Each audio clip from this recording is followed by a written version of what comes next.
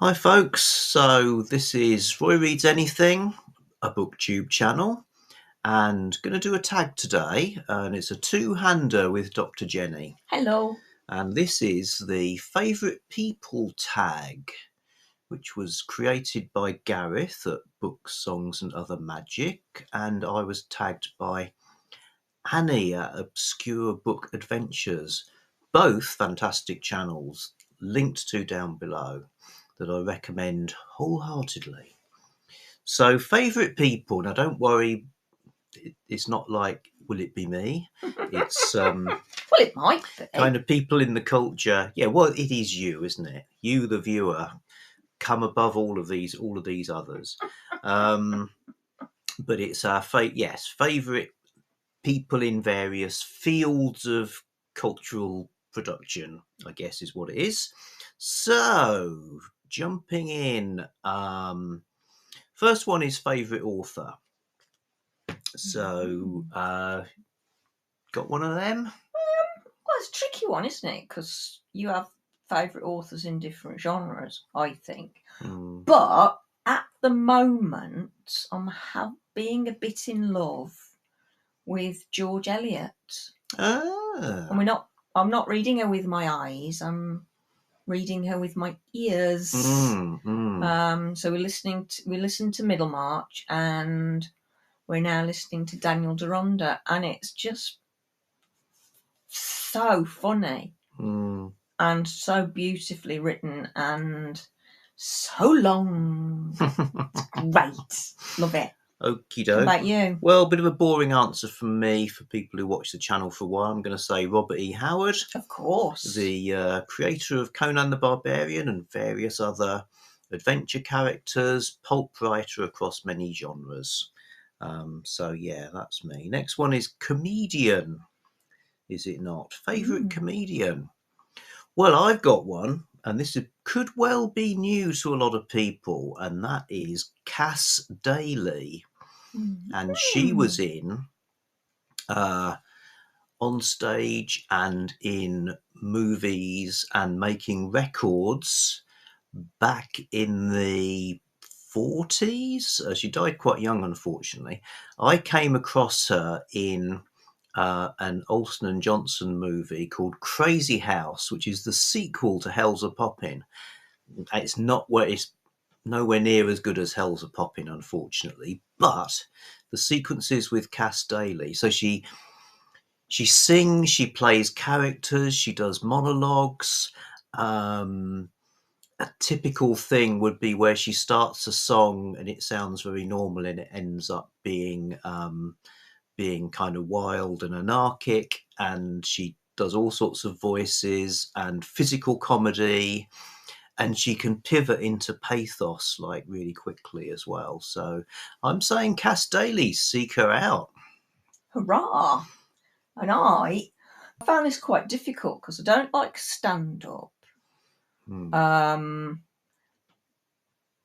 do like sitcoms, but I like them for their ensemble-ness rather than specific actors. But we watched Modern Family year before last. Yeah. And Julie Bowen, who plays Claire Dunphy, who's married to whatever the bloke's name is.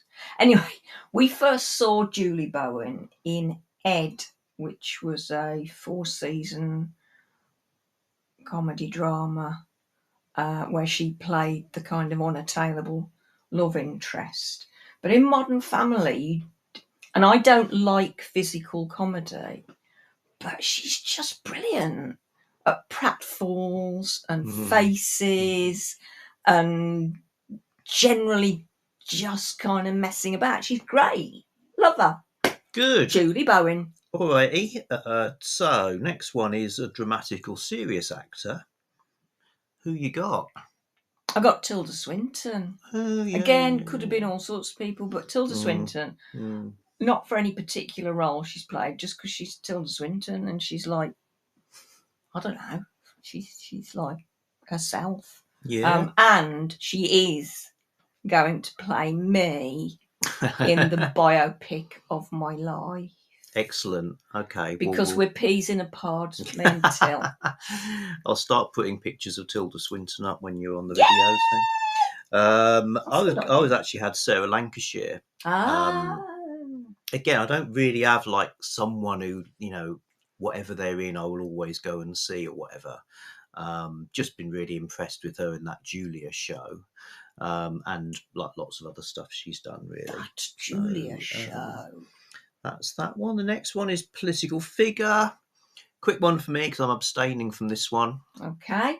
For me, it's my maternal grandmother, Hilda Augusta, known as Gussie, who was an amazing woman, born into poverty, working class, lifelong socialist, communist, did actually live to be very old, great community organiser, always getting people together to do. Mum would say, she was always getting us together to do shows and pantos and stuff like that, but also things like protesting the fact that a new road, because it was so wide and straight, the traffic moved very fast on it, and it was unsafe for pedestrians and should have zebra crossings. And we actually found, when we were doing family research, we actually found a letter that she'd written about that very thing to a local newspaper, which was fantastic. It is amazing when you do archive stuff and you get like the voices of your ancestors. Because she was 63 when she died, and I would have been 5 maybe. And I can't remember anything very much about her. So all I have is what my mum told me. But yeah, Gussie. Yeah, okay. My hero. Good one.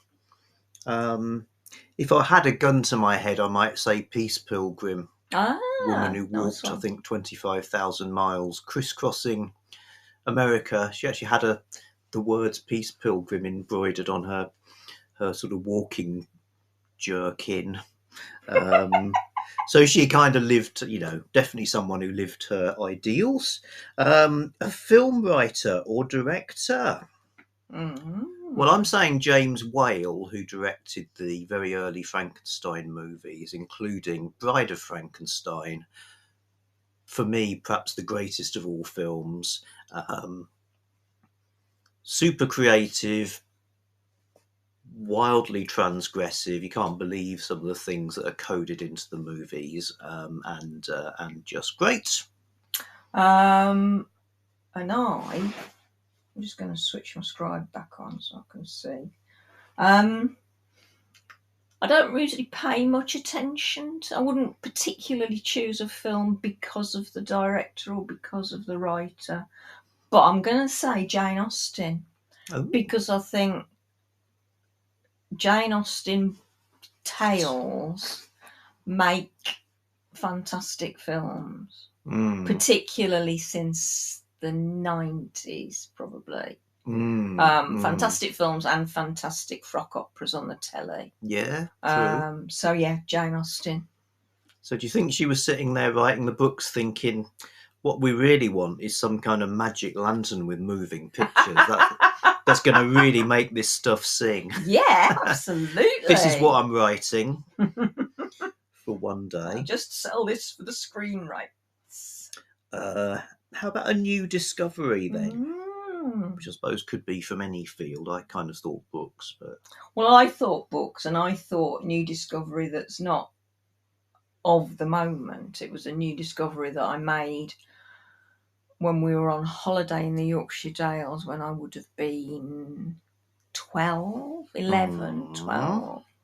And we went into Skipton, and there used to be a very good bookshop in Skipton, and that was where I found the Puffin edition of Swallows and Amazons. And it was... I'd never been to the Lake District, so for me, the landscape that's described in Swallows and Amazons will always be the Yorkshire Dales. It was like, this is fantastic. I can't believe someone wrote this. And he was married to Trotsky's secretary. I didn't know that at the time. But he was married to Trotsky's secretary. Okie doke. So, Swallows and Amazons. Arthur Arthur Ransom was, Ransom. not Swallows and No, Amazons. Arthur Ransom was married to Trotsky's secretary. Yes. Okay, well, I will say something that's current to me, and that's Howard Andrew Jones writing Sword and Sorcery right now in a bunch of books I'm really enjoying. So, yeah, it's great to find somebody doing something that's like fresh and that really sort of appeals to your, is the stuff you mostly love and you thought maybe you'd never really see again. Next one is, I think, musician. Mm-hmm. I mean, I go in phases with this. I tend to sort of do deep dives into someone or some band or genre and just obsess about that for a while. Yeah, I'm currently doing that with Nina Hagen. But I'd probably I have to pick one person. I'd probably say Bob Dylan as someone who continually reinvents himself. I without going into the godlike adoration of everything he ever thought, said, or did, I do think he does some amazing stuff. So that's where that you won't go on be Sundays, that is won't it? be your answer. No, I'm not a fan of Bob Dylan. Sorry, everybody. Speaks highly of you. Does he speak highly of me? Thank you. Yes, this is a tricky one because I like stuff across all sorts of genres. I suppose my enduring loves are classical music composers. So yeah, I could say folk music, Ralph McTell, Fairport Convention, Richard Thompson, blah blah blah blah blah, Patti Smith. But I'm actually going to say two, Sibelius and Shostakovich, who I only really started to listen to properly through lockdown. And they Shostakovich was surprisingly more melodic than I thought it would be. His Leningrad Symphony is absolutely heartrendingly beautiful. And Sibelius,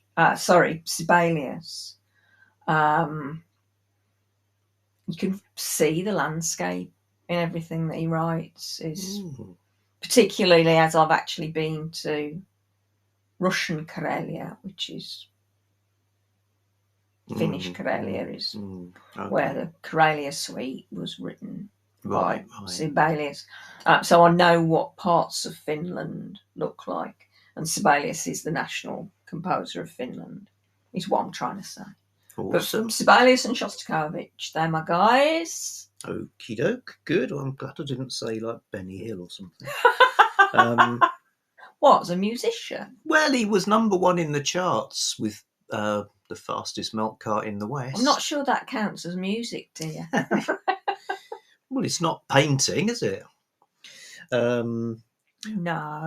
Finally, then, biggest inspirational person, all-time winner. So for me, I thought a lot about this, and tricky one. And I was thinking, well, maybe it's about actual influence would be a good way to decide. So I'm going to say a friend of mine, actually, Ian Smith, a guy called Ian Smith, who I'll put some pictures up, who I think was a great creative force, someone who modelled to me directly, because we were quite close for a long time, living everything as a sort of performance art,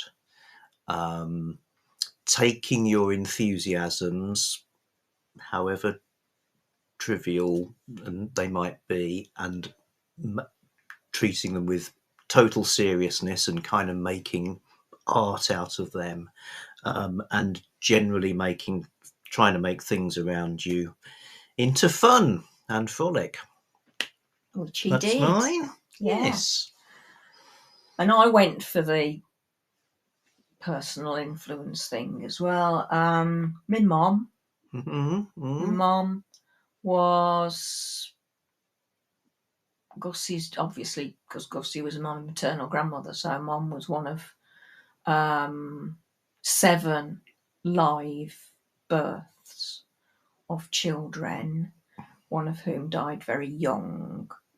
My Auntie Joan, who I think was the oldest of the whole family, was sent to live with the grandparents. So Gussie and my granddad Albert raised 5 children. My mum was born in 1923. At that time, Albert, granddad, was unemployed. He'd come back from the Great War with PTSD, which he self-medicated with alcohol, which my mum, she never said much about him, but she said it made him difficult to live with. And I suspect that is probably violent. Anyway, Mom, born in 1923, in a 2 up, 2 down, back-to-back house on the side of a canal in Albury in the Black Country. And back-to-back houses, they were built, I think this was a block of 8, so there would have been 4 facing the canal itself, which was where Mum's childhood home was, and then there would be 4 facing opposite with a courtyard in the middle that you could get to from the back of your house, and it had 1 water pump for the 8 families and 1 lavatory, 1 water closet for the 8 families, pretty much all of whom would have been big families. So that kind of doesn't bear thinking about. And my mum, because of Gussie's determination that her children should do better than she'd been able to do, trained as a midwife, practiced as a midwife, got promoted to supervisor of midwives, which she did until she was 55 when she took early retirement. And she always made me feel that I could pretty much do in terms of paid work. She made me feel, and this is good, not bad, that I would work for my living, that I would have a job, and not just a job, but a career. And she made me believe that that could be anything I wanted it to be.